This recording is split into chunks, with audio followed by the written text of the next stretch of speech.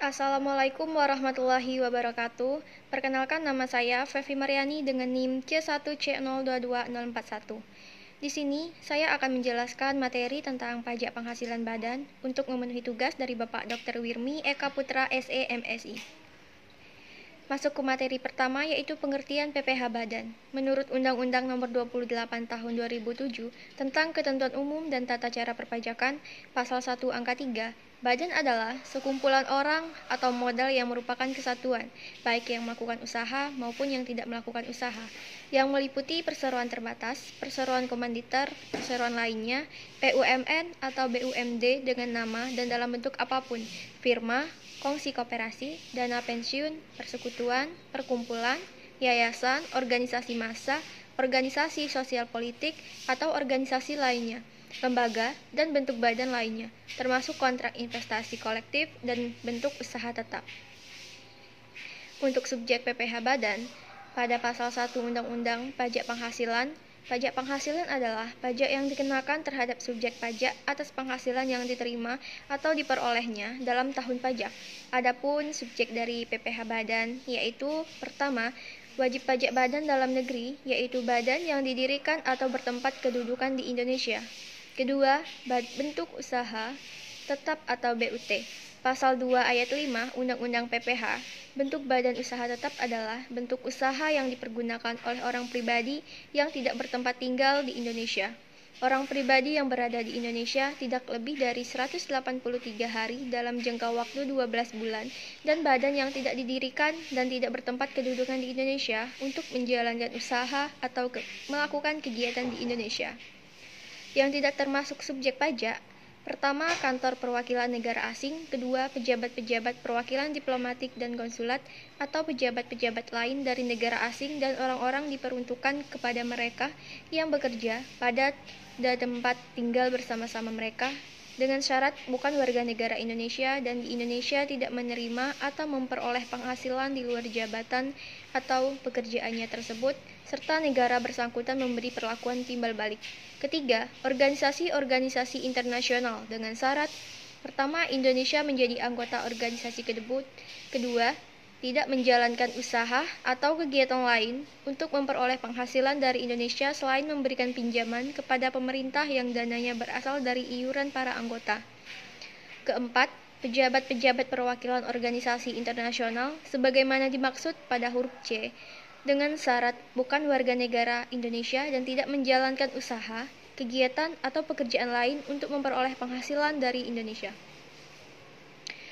Untuk objek PPh Badan, yang menjadi objek pajak PPh Badan adalah penghasilan, yaitu setiap tambahan kemampuan ekonomis yang diterima atau diperoleh wajib pajak badan, baik yang berasal dari Indonesia maupun dari luar Indonesia, yang dapat dipakai untuk konsumsi atau untuk menambah kekayaan wajib pajak badan yang bersangkutan dengan nama dan dalam bentuk apapun. Norma pembukuan PPh Badan. Menurut Undang-Undang Nomor 28 Tahun 2007 tentang Ketentuan Umum dan Tata Cara Perpajakan, pembukuan adalah proses pencatatan yang dilakukan secara teratur untuk mendapatkan data dan informasi keuangan yang meliputi keadaan harta, kewajiban atau utang, modal, penghasilan dan biaya serta jumlah harga perolehan dan penyerahan barang atau jasa yang terutang maupun tidak terutang PPN yang dikenakan PPN dengan tarif 0% dan akan dikenakan PPNBM yang ditutup dengan menyusun laporan keuangan berupa neraca dan perhitungan rugi atau laba pada suatu tahun pajak berakhir. Ketentuan mengenai pembukuan. Pembukuan tersebut harus diselenggarakan dengan 1. Memperhatikan itikat baik dengan mencerminkan keadaan atau kegiatan usaha yang sebenarnya.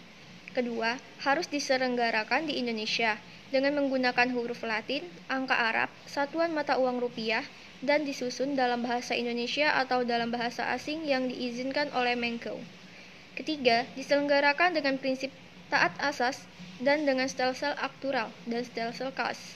Keempat, perubahan terhadap metode pembukuan dan tahun pembuku harus mendapat persetujuan dari Dirjen Pajak.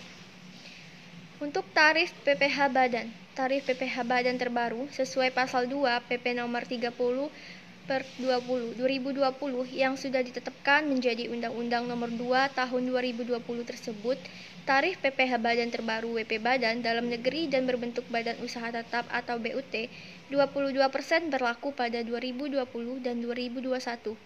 20% berlaku pada 2022. Dalam Undang-Undang HPP ini, tarif PPh Badan berubah menjadi 22% mulai tahun pajak 2022.